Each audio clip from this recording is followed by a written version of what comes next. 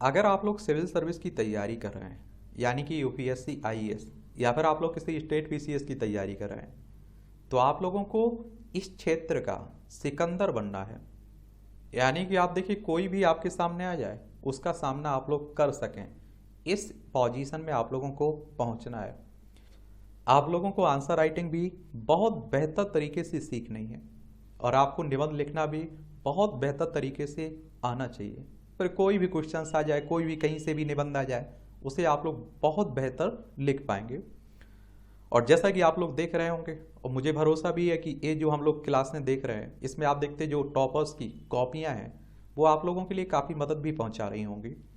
और इन्हें देखकर आप लोग अपनी निबंध लिखने की प्रक्रिया शुरू कर सकते हैं, शुरुआत कर सकते हैं। कुछ कमी हुआ करे, आप लोगों के पास भी कुछ पॉइंट हुआ करें, तो आप लोग भी बता सकते हैं। देखिए, यूपीएससी की अगर हम लोग बात करें तो आप सभी जानते हैं कि मुख्य परीक्षा में एक पेपर निबंध का भी होता है। अगर आप लोग इसका सिलेबस देखें ना, तो बड़ा छोटा सा लिखा हुआ है। इसमें लिखा गया है कि उम्मीदवार को विविध विषयों पर निबंध लिखना होगा, और उनसे अपेक्षा की जाएगी कि वे निबंध के विषय पर ही केंद्रित रहें तथा अपने विचारों को सुनियोजित रूप से व्यक्त करें, संक्षेप में लिखें। प्रभावी और सटीक अभिव्यक्ति के लिए अंक प्रदान किए जाएंगे। अब आप देखिए, इतना कहा गया है। अब आप देखिए कहाँ से क्या पूछा जाएगा, ये नहीं कहा गया है। तो इसीलिए कह रहा हूँ कि देखिए, कोई सिलेबस इसका अलग नहीं है। आप लोग जीके जीएस पढ़ ही रहे हैं, आप लोग न्यूज़पेपर पढ़ते रहते हैं, संपादकीय पाठ पढ़ते रहा करिएगा। जो आप देखते हैं कि आप लोग डिबेट होती हैं किसी मुद्दे पर खास पर, उसे भी सुनते रहा करिएगा। और देश दुनिया में जो चर्चित मुद्दे हैं, उन्हें एक ओवरव्यू रखा करिएगा अपने पास। और निबंध लिखते समय आप लोगों को बड़ा प्रभावी निबंध लिखना है। एक तो आप लोगों को देखिए, निबंध लिखते हैं तो आपके बारे में मालूम चलता है निबंध से कि आप क्या हैं। और निबंध हमेशा पैराग्राफ में लिखना है, लाइनों में आप देखिए पॉइंट डाल के निबंध नहीं लिखना है, ये भी याद रखिएगा। और आप देखिए, कहीं आप लोग न्यूज़पेपर पढ़ रहे हैं, कुछ और पढ़ रहे हैं, वहाँ कहीं आपको शक्तिशाली कोई वाक्य मिल रहा है, ताकतवर कोई पैराग्राफ मिल रहा है, कोई कोट्स मिल रहा है, उद्धरण मिल रहा है, तो उसे नोट कर लिया करिएगा। और जब निबंध लिख रहे हैं तो वहाँ उसका उपयोग कर सकते हैं। और जब आप देखिए निबंध आपके सामने आता है पेपर, तो उसके बारे में सोचा करिए, और उस निबंध का चुनाव करके उस विषय का, उस पर कम से कम 1000 से 1200 शब्द लिखना है। देखिए, 1000 से 1200 शब्दों में लिखना है। तो अगर आपके पास इतना स्टडी मटेरियल है, तो उसका सब्जेक्ट का चुनाव आप कर सकते हैं। और इंट्रो में देखिए, जब निबंध की आप लोग शुरुआत करते हैं तो 5 से 7% लिख देते हैं। मेन बॉडी जो आप देखते हैं सब कुछ उसी में डाला जाता है, उसमें आप देखते हैं 85 से 90% हो जाता है। और लास्ट में अपना जो ओवरव्यू देते हैं, तो आप देखते हैं कि 5 से 7% रहता है। और मैं आप लोगों को इस तरह से भी कई बार बताता हूँ कि देखिए, आप लोग जब कभी किसी से मिलते हैं तो वही निबंध है एक तरह से। पहले आप लोग हाय हेलो करते हैं, फिर आप देखते हैं कि आप बैठते हैं तो पूरी बातें करते हैं विस्तार से, फिर लास्ट में जब जाने लगते हैं तो हाय हेलो एक तरह से आप देखते हैं, कहते हैं कि ठीक है ऐसा ऐसा है और चलिए रहने दीजिए। तो वैसे ही निबंध है आपका, ठीक है। और बैलेंस बनाकर लिखिएगा, ठीक है, निबंध को कहीं ऐसा नहीं एक तरफा लिख दें। और प्रैक्टिस करते रहना है आप लोगों को। मैं कहता हूँ कि सप्ताह में कम से कम 1-2 निबंध तो जरूर लिखा करिएगा। अब आप देखिए, 3 घंटे का समय रहता है, 250 नंबर रहते हैं आपके लिए। इसके लिए यहाँ जो आप देखिए विशेष अनुदेश दिए रहते हैं, ये पढ़ लिया करिएगा। प्रश्नों के उत्तर देने से पहले निम्नलिखित प्रत्येक अनुदेश को कृपया ध्यानपूर्वक पढ़ें। और प्रवेश पत्र में प्राधिकृत माध्यम में निबंध लिखना आवश्यक है, तथा इस माध्यम का स्पष्ट उल्लेख प्रश्न सह उत्तर पुस्तिका के मुख्य पृष्ठ पर निर्दिष्ट स्थान पर करना आवश्यक है। प्राधिकृत माध्यम के अलावा अन्य माध्यम में लिखे गए उत्तरों को अंक नहीं दिए जाएंगे। प्रश्नों के उत्तर निर्दिष्ट शब्द संख्या के अनुसार होने चाहिए। और प्रश्न सह उत्तर पुस्तिका में खाली छोड़ा गया कोई पृष्ठ अथवा पृष्ठ के भाग को पूर्णता काट दीजिए, ये कहा जा रहा है। अब आप देखिए, खंड ए और खंड बी में से प्रत्येक से एक एक चुनकर 2 निबंध लिखिए, जो प्रत्येक लगभग 1000 से 1200 शब्दों में हो। खंड ए को अगर आप लोग देखें, दोनों निबंध आप देखेंगे 125-25 नंबर के रहते हैं, टोटल 250। खंड ए सेक्शन ए में देखें तो समन्वित प्रयत्नों से हम देश को नई ऊंचाइयां प्रदान कर सकते हैं, और जबकि एकता का अभाव हमारे समक्ष नई आपदाओं को उजागर करेगा। और दूसरा कह रहा है कम नगद तथा नगद रहित अर्थव्यवस्था। तीसरा कह रहे हैं यदि आप 1 वर्षीय समाधान चाहते हो तो बीज बोएं, यदि 5 वर्षीय समाधान चाहते हैं तो वृक्ष लगाएं, लेकिन यदि आप पीढ़ीगत समाधान चाहते हैं तो नारी को शिक्षा प्रदान करें। और 4 कह रहा है विज्ञान की सीमाएं जहां समाप्त होती हैं, अध्यात्म की शुरुआत वहीं से होती है। तो इन 4 में से आप लोगों को एक टॉपिक चुनना है। अब आप देखिए, इन्होंने चुना है कम नगद तथा नगद रहित अर्थव्यवस्था। और जो हम लोग ये कॉपी देख रहे हैं ना, ये रतनदीप गुप्ता की है, जो 2017 की सिलेक्टेड है, हिंदी मीडियम के हैं, ठीक है, याद रखिएगा। अब आप देखिए, महात्मा गांधी ने कहा था कि भारत गांव में बसता है। देश की 70% आबादी आज भी गांव में ही बसती है, लेकिन गांव में बसने वाला यह भारत आज आर्थिक, राजनीतिक, वैज्ञानिक विकास में किसी से पीछे नहीं है। सूचना प्रौद्योगिकी के विकास में हम दुनिया के सिरमौर बने हुए हैं। और आप देखिए, इन्होंने जब निबंध लिखने की शुरुआत की थी, पहला टेस्ट इनका देखिए। आप लोगों से कह रहा हूँ ना कि आप लोग अगर प्रैक्टिस करते रहते हैं तो बड़ा अच्छा निबंध लिखना शुरू कर देते हैं। इनका पहला निबंध देख के देखिए आप लोग कितनी गलतियां थी। यह सूचना क्रांति का रथ है, जहां एक और हमारी आर्थिक विकास के पहिए को गति प्रदान कर रहा है, तो वहीं दूसरी ओर आप देखिए हमारी आर्थिक गतिविधियों में लेन देन के प्रमुख स्रोत अर्थात भौतिक मुद्रा के विकल्प के रूप में भी उभरा है। और वैसे आप देखिए, वैसे तो लेन देन का प्राचीन स्वरूप वस्तु विनिमय प्रणाली अथवा वाटर सिस्टम के रूप में प्रारंभ हुआ है। धीरे धीरे मुद्रा प्रणाली का विकास आज की सदियों पहले ही घटना है। और चमड़े, विभिन्न धातुओं और आप देखिए कागज तक मुद्रा ने विभिन्न रूप देखे। अच्छी शुरुआत है, एक कहा जा रहा है इन्हें। धीरे धीरे आप देखिए बैंकिंग प्रणाली के विकास एवं किसी देश की आर्थिक तंत्रीय व्यवस्था में मुद्रा प्रणाली का महत्व उत्तरोत्तर बढ़ता ही गया है। आधुनिक राष्ट्र राज्यों की स्थापना, वैश्विक संचरण प्रणाली के विकास के साथ ही मुद्रा अनिवार्य रूप से किसी देश के आर्थिक गतिविधि एवं साख से जुड़ गई है। और आप देखेंगे मुद्रा का यह भौतिक स्वरूप मुख्यतः केंद्रीय बैंकों के नियंत्रण के माध्यम से अर्थव्यवस्था में तरलता एवं विनिमय के माध्यम से आधुनिक समय में निर्बाध रूप से प्रस्तुत होता रहा है। किंतु परिवर्तन प्रकृति का नियम है। यह परिवर्तन आज मुद्रा के स्वरूप एवं अर्थव्यवस्था की गतिविधियों को लेकर भी देखने को मिल रहा है। आज भौतिक मुद्रा के स्थान पर लेन देन एवं अर्थव्यवस्था के संचालन के लिए डिजिटल माध्यमों का उपयोग बढ़ रहा है। एक वैश्विक परिवर्तन है जो भारत इससे अछूता कैसे रह सकता है।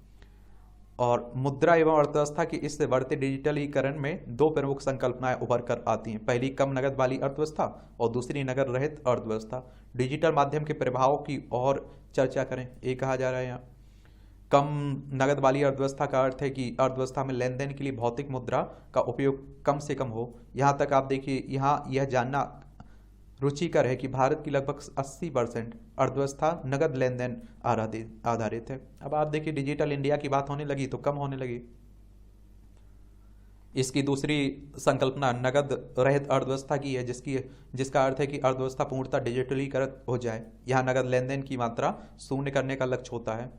और आप देखिए उपयुक्त दोनों संकल्पनाओं को समझना और विश्लेषित करना इसलिए महत्वपूर्ण है क्योंकि हाल में कि कुछ वर्षों में भारत सरकार का भारतीय अर्थव्यवस्था को सक्षम बनाने, इसकी कमियों को दूर करने और इसके डिजिटलीकरण की दिशा में उपयुक्त संकल्पनाओं का उपयोग किया जा रहा है।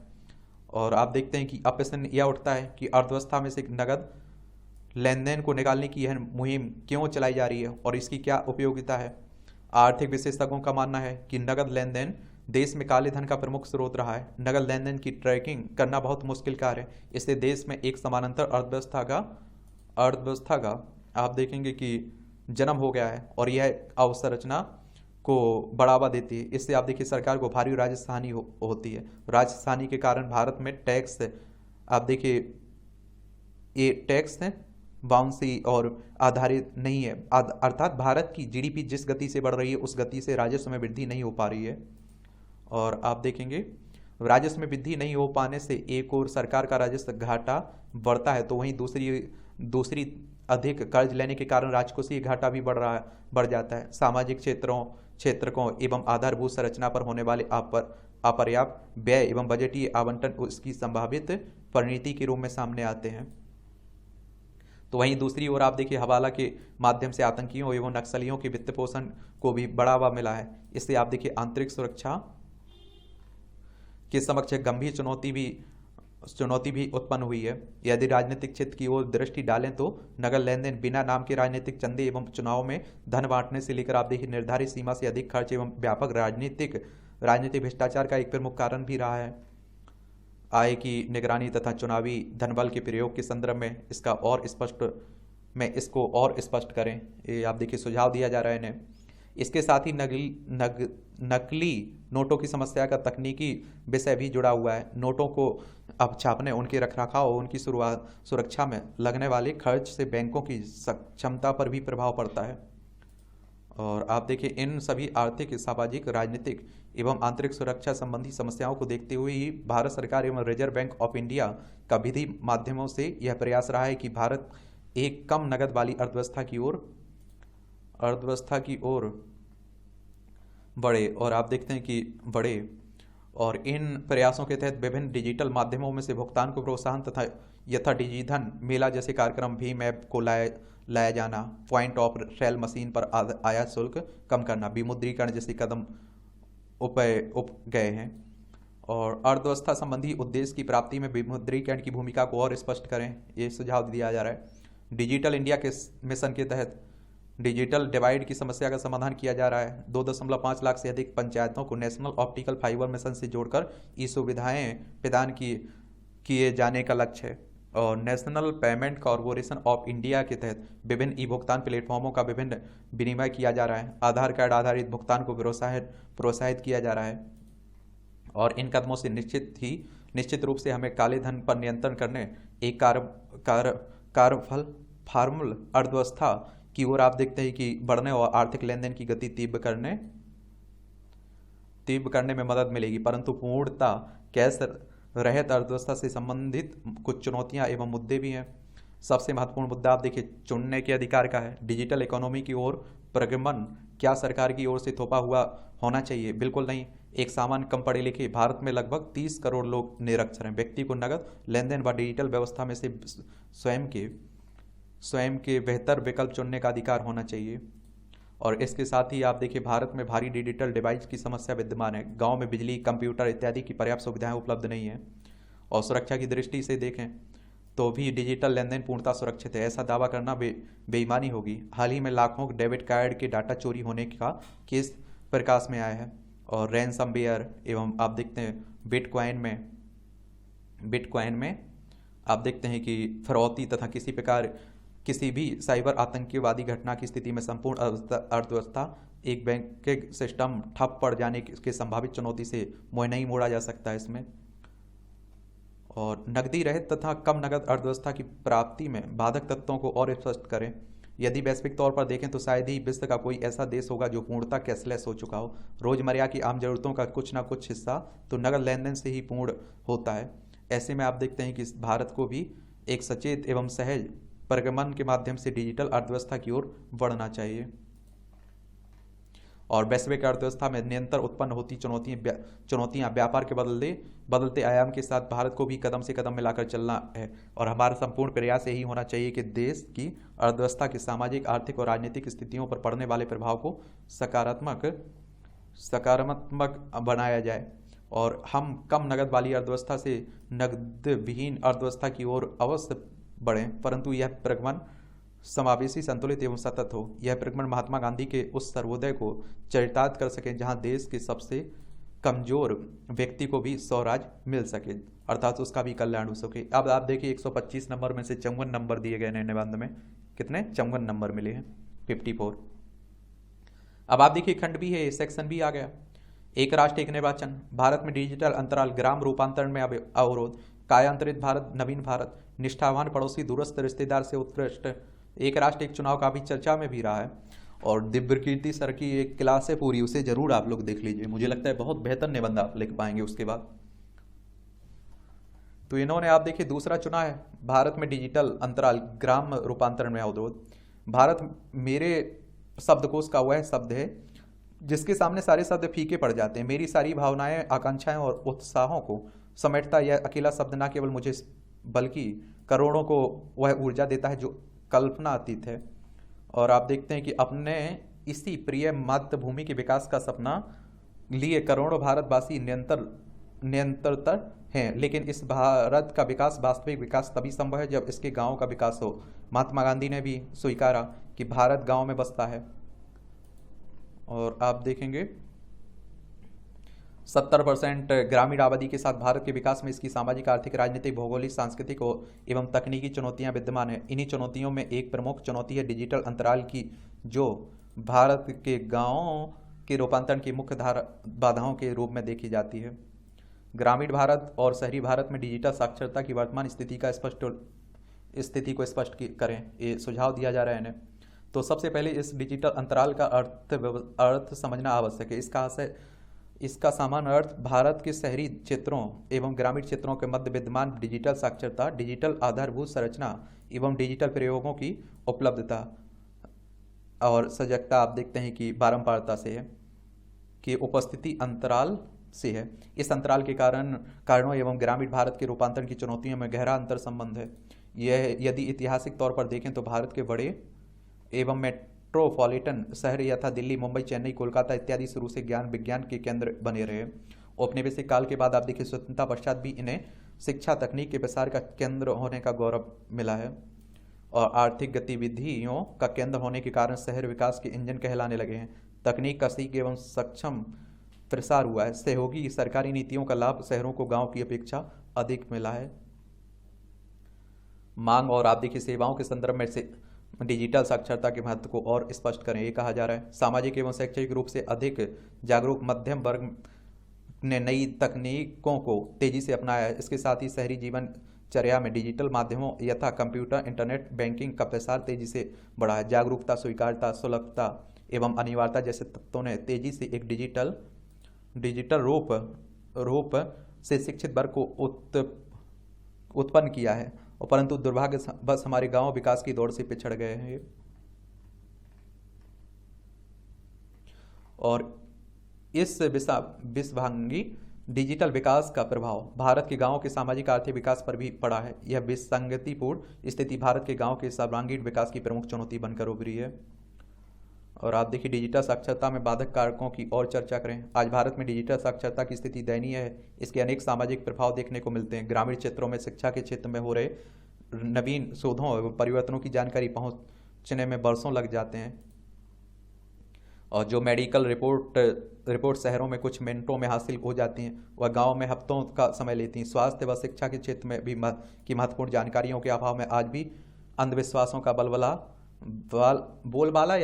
बोलबाला देखा जा सकता है। और आप देखिए यदि आर्थिक क्षेत्र की ओर दृष्टि करें तो यह समझते देर नहीं लगती कि किस प्रकार डिजिटलीकरण के अभाव के कारण वर्षों तक आर्थिक समावेशन एक बड़ी चुनौती बना रहा है। खेती किसानी से संबंधित ICAR की वेबसाइट पर उपलब्ध जानकारी को किसान तभी देख और उपयोग कर पाएगा जब आप देखिए वह डिजिटली साक्षर एवं संपन्न हो। और इस प्रकार सामाजिक एवं राजनीतिक जागरूकता का जो स्तर शहरों में है वह गाँव में नहीं है, क्योंकि यहाँ सब कुछ बस एक चूहे की पीठ दबाने से उपलब्ध हो जाता है। माउस। आप प्रश्न यह उठता है कि भारत के संपूर्ण समावेशन एवं सतत विकास की दृष्टि से गाँव के डिजिटल विकास को कैसे साधा जाए। इसके समाधान के तौर पर सरकार की सबसे महत्वपूर्ण योजनाओं में से एक है डिजिटल इंडिया का क्रियान्वयन। देश की 2.5 लाख से अधिक पंचायतों को नेशनल ऑप्टिकल फाइबर मिशन से जोड़ा जा रहा है, और इसके साथ ही सरकार ने डिजिटल भुगतान को सरल बनाने के लिए भीम ऐप को प्रस्तुत किया है। ई भुगतान को प्रोत्साहन करने के लिए डिजिधन मेला जैसे कार्यक्रम भी चलाए गए हैं। और सरकारी कार्यों के प्रबंधन की चुनौतियों को और स्पष्ट करें। देश में विमुद्रीकरण के दौरान ऐसे कई कस्बे देखे गए जो पूर्णतः डिजिटल भुगतान पर आधारित हो गए हैं, और इन सभी प्रयासों का परिणाम यह हुआ कि एक और आप देखिए डिजिटल अवसंरचना का विकास हुआ, डिजिटल साक्षरता में वृद्धि हुई, तो वहीं इन सब का सामाजिक आर्थिक प्रभाव भी अन्य क्षेत्रों पर देखने को मिला है। गौरव तलब है कि ग्रामीण क्षेत्रों में आधारभूत संरचना, स्वास्थ्य, शिक्षा, आवास एवं पेयजल को लेकर भी सरकार द्वारा विभिन्न योजनाएं चलाई जा रही हैं।